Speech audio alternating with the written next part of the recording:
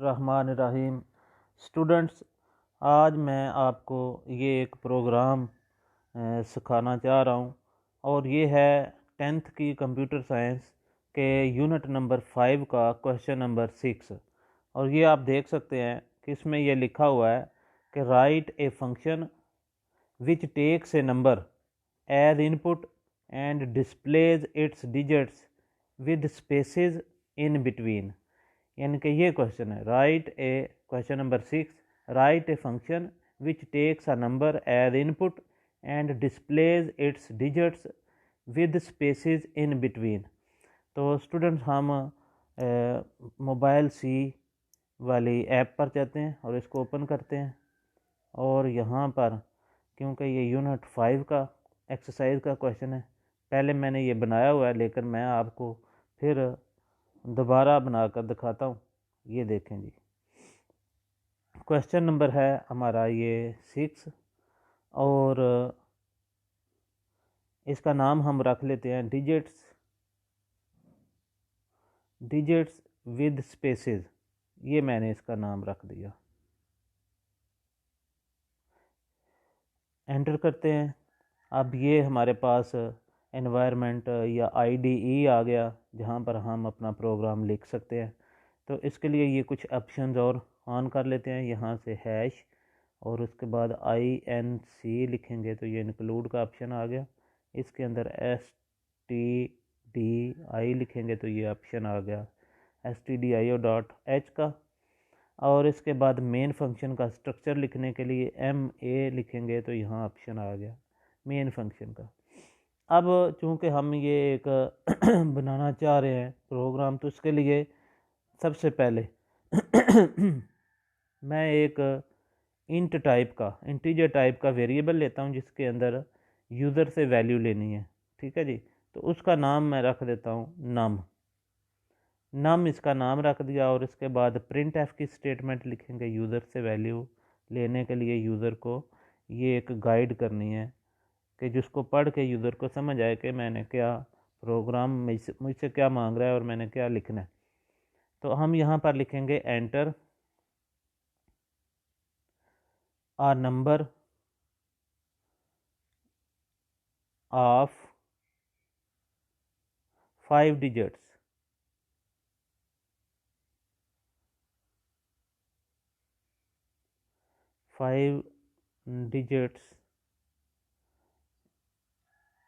ये हमने प्रॉम्प्ट इसके अंदर डबल कोटेशन के अंदर लिख ली यूज़र को दिखाने के लिए। और इसके बाद असल में ये फंक्शन है स्कैन एफ, जो कि यूज़र से वैल्यू किसी वेरिएबल के अंदर लेता है। तो इसके अंदर डबल कोटेशन के अंदर हम लिखेंगे %d और डबल कोटेशन के बाद कामा लगा के तो उसके आगे हम लिखेंगे एंड का सिंबल और वो जो वेरिएबल नाम ऊपर बनाया वो हम इस तरह करके लिख लेंगे। अब ये यूज़र से वैल्यू लेगा। अब ये जो यूज़र से वैल्यू इसने लेनी है, ये किसी फंक्शन को कॉल करना है, फंक्शन बनाना है जो हमारे इस नंबर के 5 डिजिट्स के दरमियान स्पेस प्रिंट करे। यानी कि डिजिट्स को जोड़ के ना डिस्प्ले करे, बल्कि उनके अंदर एक एक स्पेस या दो दो स्पेसें देकर उनको आपस में सेपरेट प्रिंट करे। तो उसके लिए एक फ़ंक्शन बनाएंगे। तो मैं फ़ंक्शन का एक प्रोटोटाइप ऊपर बना लेता हूँ, या जिसको सिग्नेचर भी कह सकते हैं आप, वो मैं यहाँ पर बनाता हूँ। और इस नंबर ये जो फंक्शन होगा ये हमें कोई वैल्यू रिटर्न नहीं करेगा, बल्कि ये एक डिस्प्ले करेगा प्रिंटेड फॉर्म में रिज़ल्ट हमारे पास। तो वॉइड और इसके बाद हम लिखते हैं स्पेस्ड डिजिट्स। मैंने ये इसका नाम रख दिया। ये नाम जो मर्ज़ी है हम अपने सोच के रख लें, इससे कोई मसला नहीं होता। अगर ABC भी इसका नाम रख के मैं काम करूँगा तब भी वही होगा, लेकिन नाम अगर ऐसा रखा जाए जिसके डिजिट्स को, जिसके लफ्ज़ को पढ़ के समझ आए कि फ़ंक्शन ने क्या काम करना है, तो वो ज़्यादा नाम बेहतर होता है। तो लिहाजा इसके अंदर मैं लिखूँगा इंट, क्योंकि इसने एक इंटीजर पैरामीटर के तौर पर लेना है, तो बीच में मैं लिखूँगा इंट। अब इसी फंक्शन को मैं यहाँ पर कॉल करूँगा। अभी मैं उसको डिफ़ाइन बाद में करूँगा, पहले मैं इसको कॉल करूँगा। यहाँ पर एक कमेंट दे लेते हैं, कॉल ऑफ फंक्शन।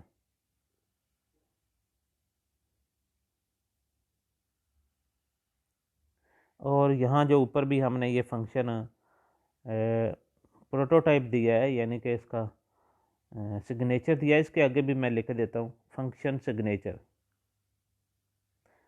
फंक्शन ये कमेंट्स करने चाहिए,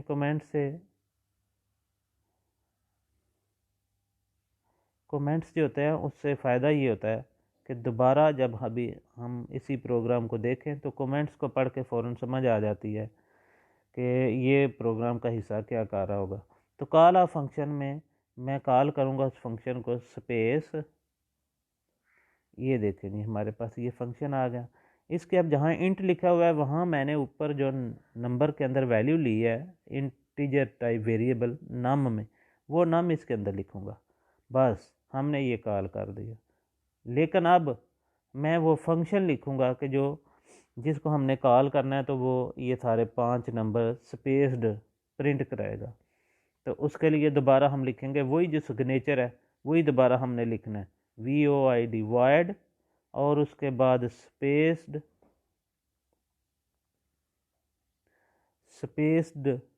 डिजिट्स।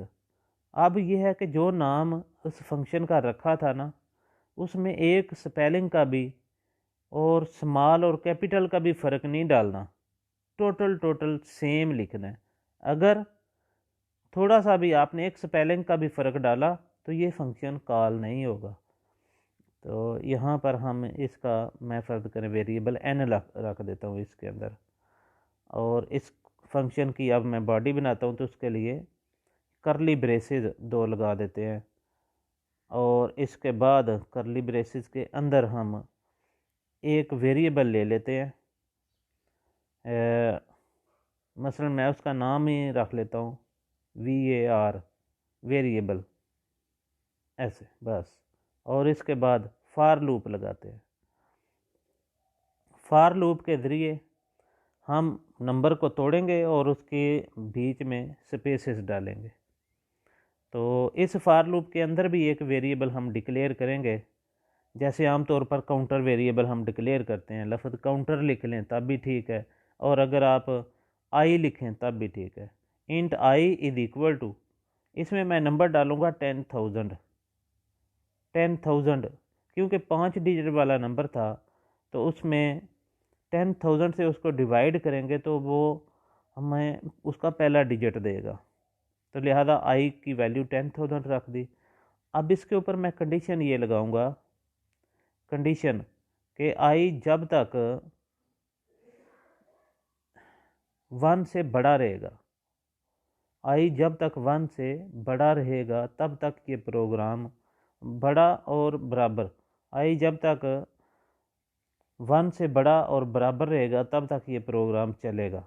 और आई की वैल्यू क्योंकि मैंने ली है 10,000, तो अब मैं इसमें डिक्रीमेंट, यहाँ आखिरी हिस्से में डिक्रीमेंट के लिए i is equal to i divide 10 लिख दूंगा कि वो 10,000 10 से डिवाइड होगा, तो नेक्स्ट दूसरी दफ़ा लूप जब चलेगी तो वो 1,000 वाले नंबर के साथ आगे परफॉर्म होगा फंक्शन, और तीसरी दफ़ा चलेगी तो फिर 100 के साथ परफॉर्म होगा फंक्शन। तो इस तरह करके हम इसकी डिक्रीमेंट करते हैं डिवाइड के साथ। अब इस फार लूप की बॉडी में आ जाते हैं, और यहाँ पर वो जो वेरिएबल हमने बनाया var, उस वेरिएबल के अंदर वैल्यू डालते हैं जो इस फंक्शन ने रिसीव किया हुआ है n वेरिएबल, यानी कि जो फंक्शन कॉल किया गया था तो उसको नम भेजा गया था, नम में जो वैल्यू थी वो n में आ जाएगी।